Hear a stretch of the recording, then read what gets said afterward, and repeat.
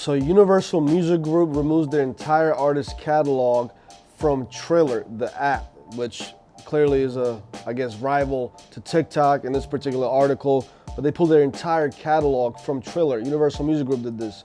So let's figure out what's going on.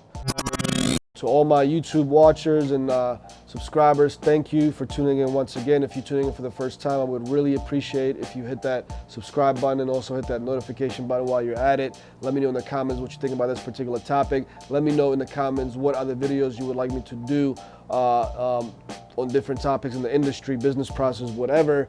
If you guys help me grow by doing these actions I just told you about, I can grow by hiring more staff, get more resources to do more content like this on the daily, multiple times a day, whatever. So, let's get to it. What's going on, guys? My name is Matej. Another day for Umg Vs Daily. So this article from Pitchfork is very interesting and sort of just an opinion piece for me because, I only have the information that's in here, and it's a he said, she said type thing. Universal Music Group seeming to use press as their negotiating tool. But let me kind of tell you what happened. So basically, Universal Music Group pulled their entire catalog of artists from Triller, saying that Triller has not paid monies correctly for the usage of their artist catalogs to Universal Music Group, and they're not willing to deal with any company that treats artists that way, right? So the CEO of Triller is saying, like, man, I think this is like an episode of Punk'd. Like, I'm just waiting for Ashton Kutcher to jump out and say I've been punked, because Universal Music Group has stock in their company. They have shares in Triller. And the fact that they are renegotiating a license agreement, that's important to say, that a week ago, the license agreement from Universal between Universal and Triller has ended, so they're renegotiating it. But Universal also owns shares in Triller, so the CEO of Triller is saying that they don't really need to renegotiate it per se, that it's just a courtesy to Universal Music Group that they are renegotiating a license, that they have a direct license with the top tiered artists on Triller to basically either let them or not let them, stream their music through their platform. And it's a mess. I mean, let me read you what the CEO is saying exactly, right? Because I want to break that down. He's saying, we can confirm our deal with UMG expired approximately 1 week ago. We have been negotiating since then in an attempt to renew the renewal. However, it was just a formality and a courtesy to Universal Music Group as shareholders of Triller. Triller does not need a deal with UMG to continue operating as it has been, since the relevant artists are already shareholders or partners on Triller, and thus can authorize their usage directly. Triller has no use for a licensing deal with UMG. We categorically deny we have withheld any artist payments. Our deal has only been 1 week expired, if anything. It is UMG using their artists' names as a front to extract ridiculous and non-suitable payments for themselves and not their artists. They did this exact same thing to TikTok for 2 years and virtually every other social network.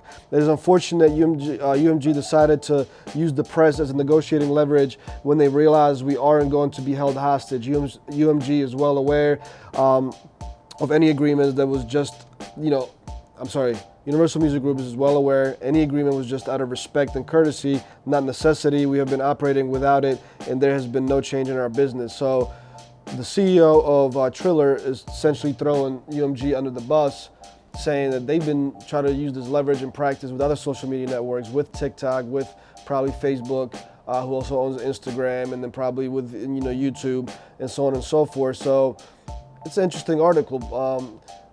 The reason I wanted to highlight it is that the other day I made an article.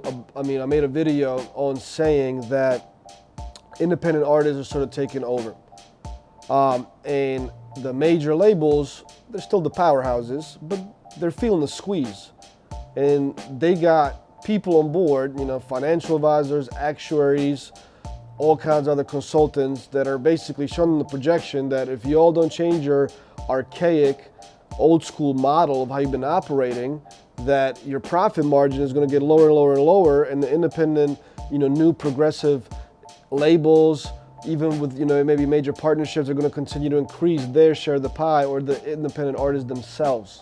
So I wonder if this is a move from Universal to use their leverage, their giant leverage to sort of squeeze as much money as possible for the next decade out of any platform, whatever the case may be, because they feel the squeeze? Or is this a way for social media companies and streaming companies, because they sort of have leverage as well, right? They have the direct access to consumers, right? It's not like Universal Music Group has an app or social media network that every fan of every one of their artists goes on and interacts with Universal Music Group website or an app. They interact with their artists on Facebook, Instagram, YouTube, Spotify, Apple Music, Triller, TikTok.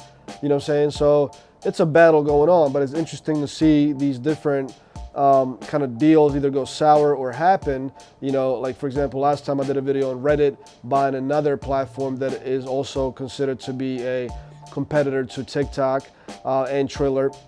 And Reddit is going to basically own that platform. They're going to try to encourage more video usage or music curated content usage on their platform. Twitch is doing the same thing, made a major investment into getting more music curated content and content creators to their platform. So just for you artists, if you're listening to me, just reading these type of articles starts to paint a picture to you of how this industry operates on the higher levels, right? And if you understand it on the higher levels, and then you understand it on the level that you are at as a startup, and then of course you see some examples or get an understanding of how it works in the mid-level, you just start understanding the entire chain and the ecosystem of the music industry as it is today and how it's moving forward, right? And that information is powerful for any artist, especially if you want to be a label owner or your own, own label owner down the line. So anyways, I don't have much more than that to say about that. I can give you opinions all day of where this could go, but I just wanted to empower you with that information and kind of break it down to see how you should be looking at it and why this may be going on. So I'm gonna leave you with that.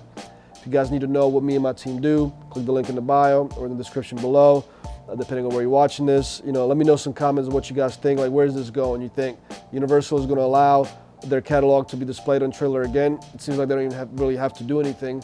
The art is already on there. Or where do you think this is going to go? Is this a pattern that Universal is going to show next? Because they're the only, one of the top 3 major companies out there. So let me know in the comments. Share this video with whoever needs to see it. And as always, I will see you guys tomorrow for another episode of Umg Vs Daily.